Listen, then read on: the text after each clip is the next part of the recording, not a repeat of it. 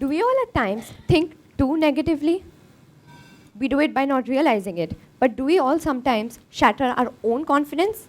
Hey there, I'm Mohi, and today I'll be talking to you about the positivity power of choice. So we all set some type of expectations for ourselves. We have some standards or some heights that we aspire to reach, whether it be study related, maybe I aspire to improve my performance, go from good to better and better to best, or it can be for sports. For example, I want to advance better things in sports and I want to play at a state level or a national level. So these are just two things. We can have a lot of expectations that we set for ourselves, but we don't always end up achieving them. And it's very normal. It's bad, but it is the sad reality. Expectations go like this, and reality is like this.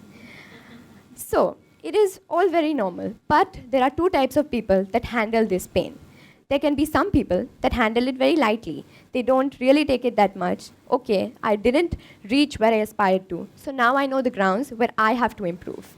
And there's other people that will take it so very much, they will go into conditions like depression over something like not achieving the marks that they wanted to.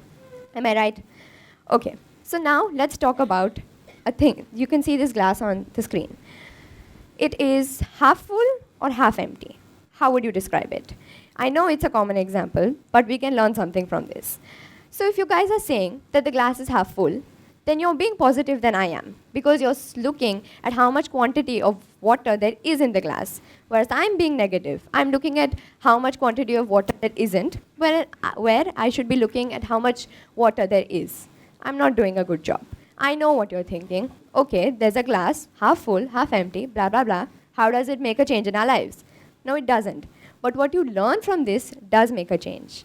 We have situations in life where the power and the ability of making a good choice is in our hands, but we don't choose to think about it positively. We think about it negatively. If I say that I want to play at state level or national level in a sport, my aim here is to play at national level, but I don't end up going to national level. I only go to the state level.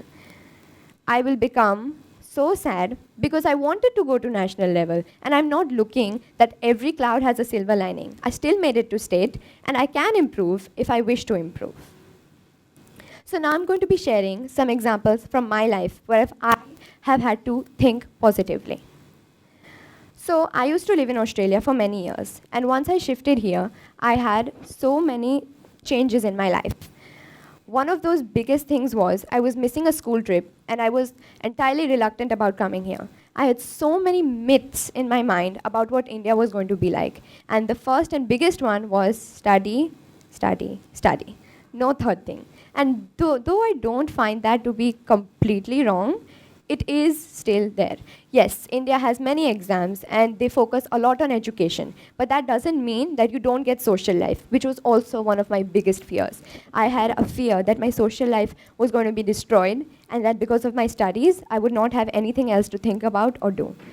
That also turned out to be wrong. I have a lot of social life in India and I'm thankful for the freedom that I get. So also, even when I came to India, I could be mentally living in Australia. I didn't have to adapt to India if I didn't want to. But I chose to adapt to the customs, the rituals, the schooling, everything, even though I could be mentally living in another place. So this is the power of positivity. If I came here and I thought of everything positive, I could see only more positive, and that brought me to the sight of a different world. So as I mentioned before, there are a lot of people that are competitive. Mostly other people, clumsy like me, fall down, get hurt, and it's a normal thing for them. But there are other people that are so very competitive that even serious injuries are a matter of nothing for them. They get injured, they recover, that's all, that's done. But for me, when I got seriously hurt, it was such a big deal, and now when I think of it, I feel that I'm being very melodramatic. But at that point, the emotions going through my head were undescribable in words. So let me tell you the story. You can see this picture over here. So on May 9th, 2021, it was a Sunday and a typical afternoon. So I was doing my regular things.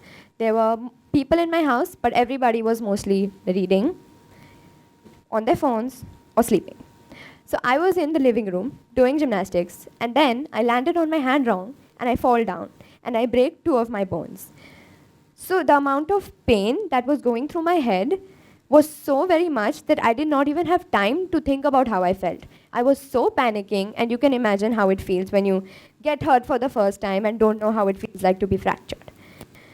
So I want to convey here that the people that think negatively will develop a feeling of self-pity for themselves, which will only throw them backwards. And the people that think positively will open more doors of more positivity and will only see all of that good stuff in their life.